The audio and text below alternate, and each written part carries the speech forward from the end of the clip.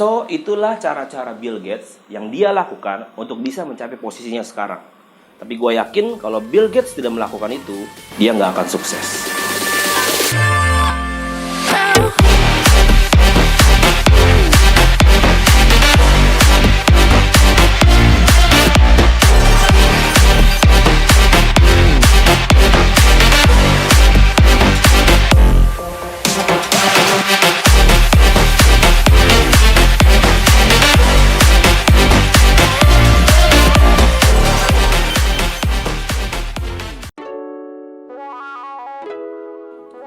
Halo guys, balik lagi di channel ini bersama gue Revo Anka. Ini adalah konten pertama gue yang ngebahas tentang business mentality. Seperti gue bilang di video gue sebelumnya, konten ini akan gue kemas seperti gue akan menceritakan story perjalanan kesuksesan seorang pebisnis. Dengan begitu kita bisa belajar dari story-nya untuk memahami business mentality-nya. Oke, nah pada episode kali ini gue akan ngebahas the one and only Bill Gates. Kalau gue sebut Bill Gates, apa yang terngiang-ngiang di otak kalian? Ya, dia adalah pendiri Microsoft dan Windows. Salah satu orang terkaya di dunia. Dia lahir pada 28 Oktober 1955. Singkat cerita, pada usia 13 tahun, dia memang sudah sangat menyukai ilmu komputer. Bahkan di usia tersebut, dia sudah bisa membobol sistem keamanan sekolahnya. Hacker ternyata ya. Dia pernah di DO di Universitas Harvard saat dia kuliah. Tapi kita sama-sama tahu bahwasannya dia di DO bukan karena kebodohannya.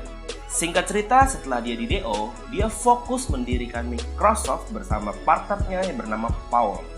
Paul adalah kawan lamanya. Walaupun berbeda tempat kuliah dengan Paul, bagusnya Bill Gates dan Paul tetap berkomunikasi dengan baik. Bahkan 1 tahun setelah Bill Gates di DO, Paul mengajaknya bergabung, bekerja bareng dia di Honeywell.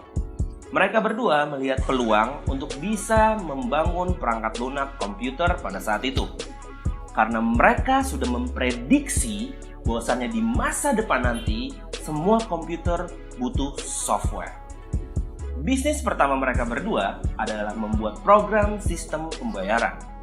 Kemudian mereka berdua mendirikan perusahaan yang bernama Trevo Data dengan produknya berupa komputer kecil yang mampu mengukur aliran lalu lintas sistem operasi. Tapi semua itu tidak berjalan lama.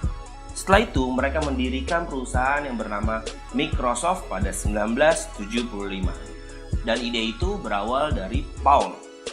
Jadi kekayaan Bill Gates pun bukan semata-mata karena warisan, tetapi karena jerih payahnya dari kecil sampai sekarang pastinya. Bill Gates bilang, kunci keberhasilannya adalah membaca buku. Karena apa? Karena membaca buku, dia kaya akan ilmu. Dan dia terus bisa mengupgrade skillnya dan meningkatkan value-nya. Mereka berdua bekerja sangat maksimal untuk membangun Microsoft.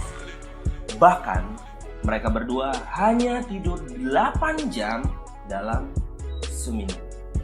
Wow, itu adalah harga yang harus dan berani mereka bayar untuk bisa achieve goals mereka, untuk bisa mencapai tujuan mereka.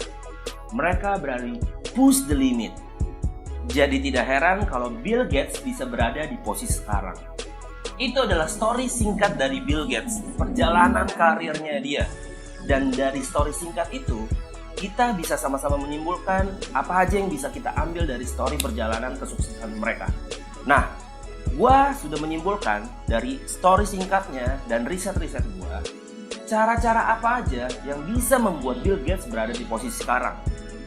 Oke, cara-cara apa aja yang bisa membuat dia menjadi salah satu orang terkaya di dunia. Apa aja caranya? Ini dia.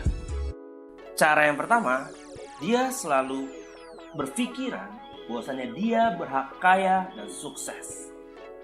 Dengan Bill Gates berpikir seperti itu, dia akan melakukan dan mengeluarkan effort sebisa mungkin untuk menggapai haknya itu. Jadi, kita pun harus seperti itu. Kita harus berpikir bahwasanya kita berhak kaya dan sukses. Dan kita harus mengambil hak kita itu. Cara yang kedua, selalu mencari mentor di bidang yang kita tekuni. Kenapa harus? Dengan kita punya mentor, dialah yang nantinya akan selalu mengingatkan kita, akan selalu merimain kita, akan selalu memberi kita masukan, tempat untuk kita bertukar pikiran. That's why peran mentor sangatlah penting dalam hidup kita untuk melakukan apapun, mau itu bisnis atau real life. Jadi mulai sekarang carilah mentor kalian untuk bisa membimbing kalian ke jalan yang benar pastinya. Cara yang ketiga, fokus untuk melayani orang. Maksudnya apa? Dengan Bill Gates terus fokus untuk melayani orang, untuk terus fokus kepada pengembangan Microsoft, itu membuat dia terus bisa berpikir, terus untuk bisa mengembangkan Microsoft-nya itu. Karena kalau dia fokusnya untuk kompetitor, dia akan selalu menunda action-nya untuk bisa terus improve, untuk bisa terus berkembang. Karena dia akan selalu melihat apapun yang kompetitor lakukan.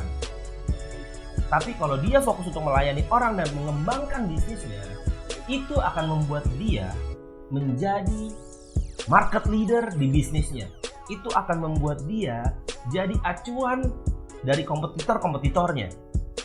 Jadi terus fokuslah untuk melayani orang dan terus mengembangkan apapun yang harus kalian kembangkan.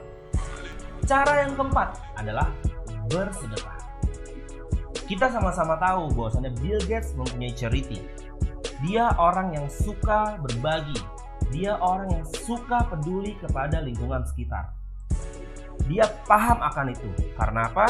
Dengan dia seperti itu, kedepannya dia akan selalu diberikan kemulusan dalam segala urusannya pastinya. Kita sama-sama tahu di agama apapun kita diajarkan bahwa kita harus saling berbagi dan tolong menolong. Karena Bill Gates paham itu, dia tidak ragu untuk menolong orang dan berbagi. Cara yang kelima adalah mempunyai atau bekerja dengan tujuan yang jelas. Kenapa harus bekerja dan mempunyai tujuan yang jelas?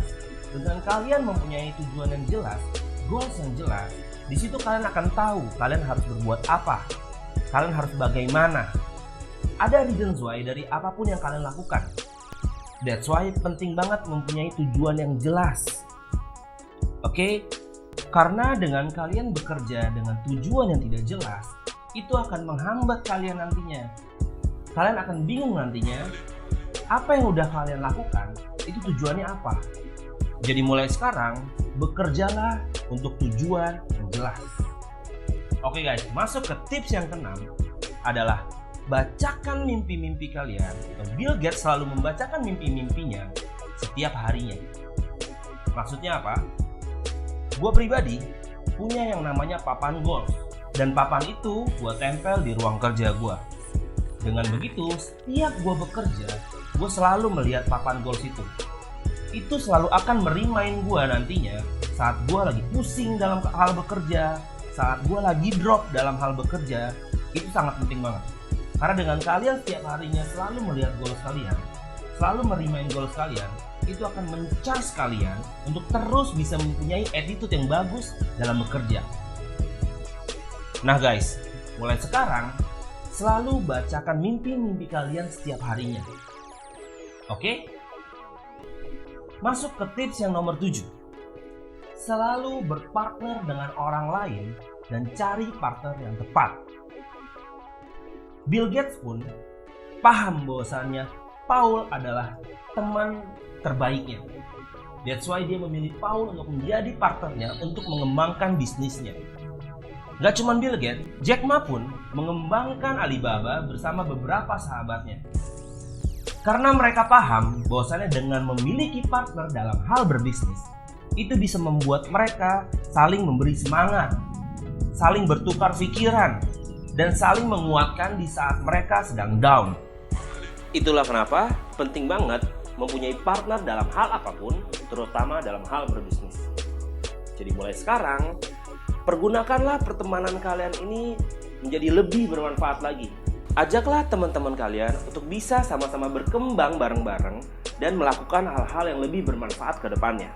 Cara yang ke-8, menghindari perdebatan yang tidak penting. Guys, kalian pernah nggak sih mengalami atau melakukan hal-hal seperti ini? Melakukan perdebatan-perdebatan yang tidak penting dan yang nggak bermanfaat buat kalian sebenarnya.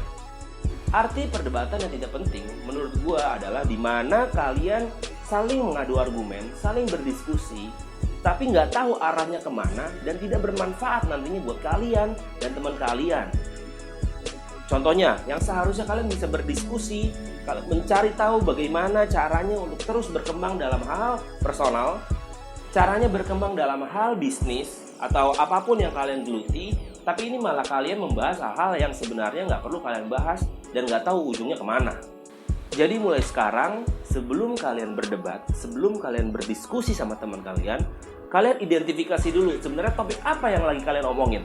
Kalau kalian ngerasa topik itu sebenarnya nggak ada tujuannya, arahnya kemana, nggak perlu kalian perdebatin, nggak perlu kalian diskusikan. Lebih lakukan hal-hal yang lebih bermanfaat, ngomongin hal-hal visi misi ke depannya. Oke? Cara yang ke-9 atau cara yang terakhir ini adalah upgrade diri kalian.